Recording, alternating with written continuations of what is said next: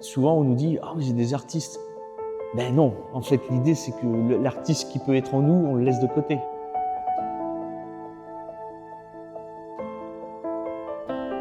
Ici, nous sommes en Vendée, à Ménard-la-Barrotière, dans l'ancienne église de Ménard, qui comporte une histoire ancienne, puisqu'elle date du XIIe siècle.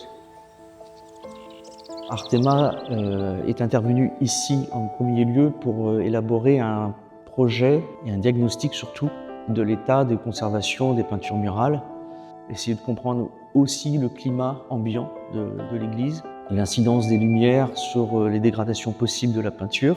Et nous avons pu établir un protocole possible de projet de restauration et de conservation.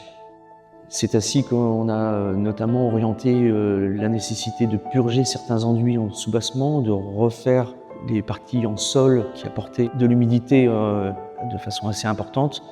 Le drainage extérieur aussi, ce sont des choses qu'on a pu orienter et voir aussi avec l'architecte M. Pericolo.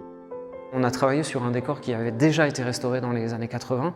Si dans quelques années on conteste notre travail ou si on veut revenir à l'original, il faut qu'on puisse faire en sorte que ce soit réversible. Ce qui est le plus important pour réussir un travail comme celui-ci, c'est d'avoir toujours un niveau d'exigence important, d'être curieux, de savoir aussi se remettre en question, de pouvoir même balayer un peu de revers de la main certaines certitudes et de savoir se poser face à l'objet tel qu'il est.